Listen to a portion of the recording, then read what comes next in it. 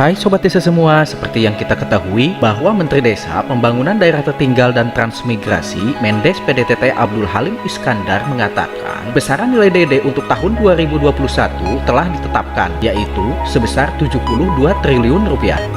Ia juga memberikan arahan agar seluruh penggunaan dana desa wajib diprioritaskan kepada SGDS Desa sesuai Permendes PDTT nomor 13 tahun 2020 tentang prioritas penggunaan dana desa 2021. Lalu apa yang dimaksud SGDS Desa serta apa sasaran dan tujuannya?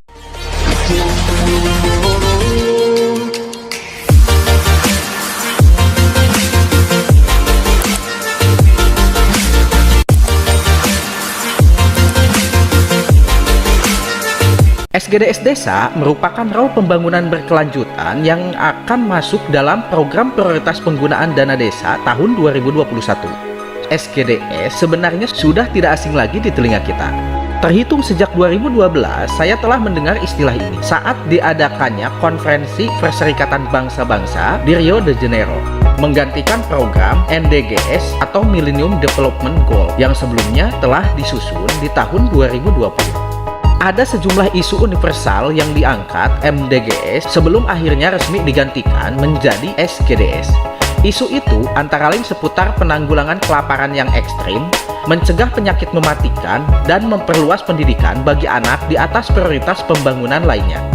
Sejak 15 tahun, mengutip UNDP.org, MDGs telah mendorong kemajuan di beberapa bidang penting, mengurangi kemiskinan, menyediakan akses air dan sanitasi, menurunkan angka kematian anak, dan meningkatkan kesehatan ibu secara drastis. Selain itu, ada prestasi penting lain yang telah diraih MDGs secara global, yaitu 1. Lebih dari 1 miliar orang telah ditentaskan dari kemiskinan ekstrim sejak 1990.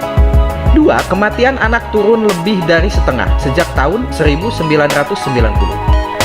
Ketiga, jumlah anak putus sekolah telah turun lebih dari setengah sejak tahun 1990. Yang keempat, infeksi HIV atau AIDS turun hampir 40% sejak tahun 2000.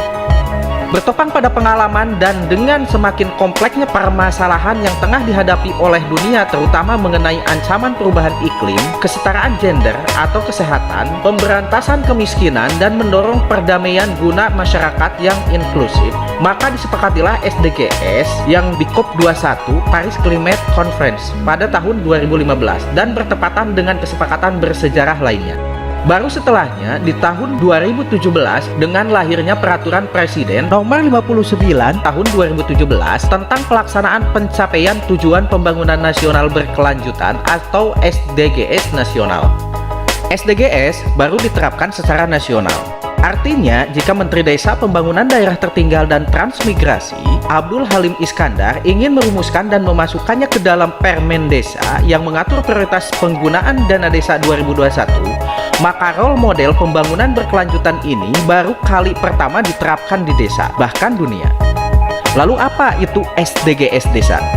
Mengutip dari beberapa diskusi yang telah disampaikan oleh Menteri Desa, saya bisa sedikit menarik kesimpulan bahwa apa yang dimaksud SDGs Desa adalah role model pembangunan berkelanjutan dengan menitik beratkan unsur kearifan lokal dan religiusitas sebagai poin utama.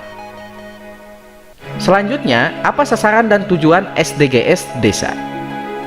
Mengutip dari website kemendes.go.id, setidaknya ada 18 tujuan pembangunan keberlanjutan melalui SDGs Desa. 1. Desa tanpa kemiskinan. 2. Desa tanpa kelaparan. 3. Desa sehat dan sejahtera. 4. Pendidikan desa berkualitas. 5. Desa berkesetaraan gender. 6. Desa layak air bersih dan sanitasi.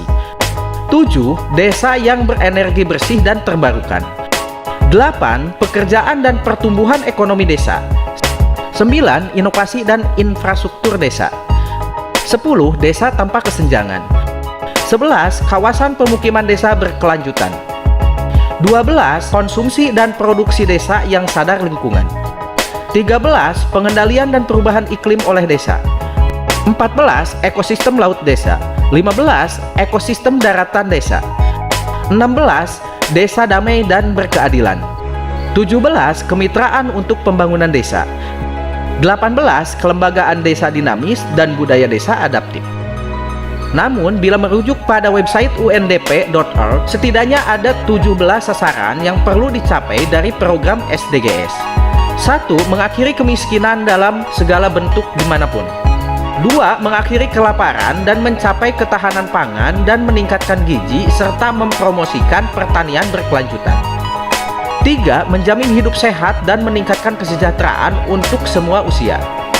4. Memastikan pendidikan berkualitas yang inklusif dan adil serta mempromosikan kesempatan belajar seumur hidup. 5. Mencapai kesetaraan gender dan memberdayakan semua wanita dan anak perempuan.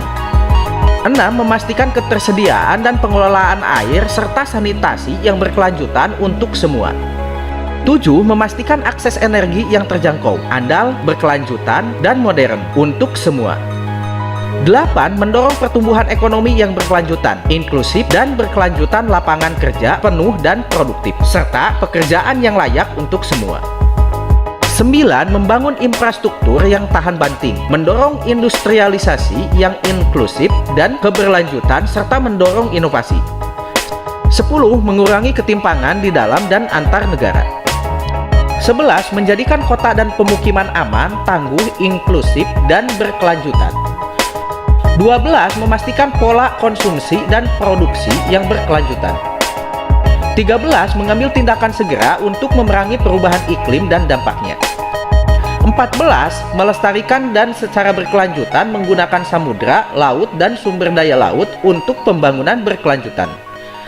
15. Melindungi, memulihkan, dan mempromosikan penggunaan ekosistem darat secara berkelanjutan, mengelola hutan secara berkelanjutan, memerangi penggundulan gunung, dan menghentikan serta mengembalikan degradasi lahan dan menghentikan hilangnya keanekaragaman hayati.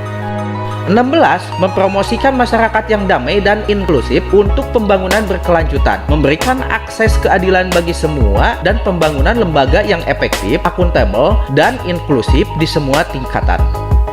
17. Memperkuat sarana implementasi dan merevitalisasi kemitraan global untuk pembangunan berkelanjutan.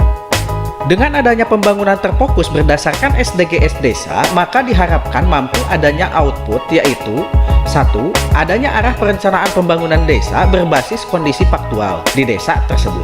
Kedua, memudahkan intervensi kementerian atau lembaga, Pemda, baik itu provinsi atau kabupaten atau kota, dan swasta untuk mendukung pembangunan desa. Oke Sobat Desa semua, itu saja yang bisa kami sampaikan. Bila terdapat kesalahan atau kekurangan dalam penyampaiannya, mohon tulis di kolom komentar ya. Terima kasih.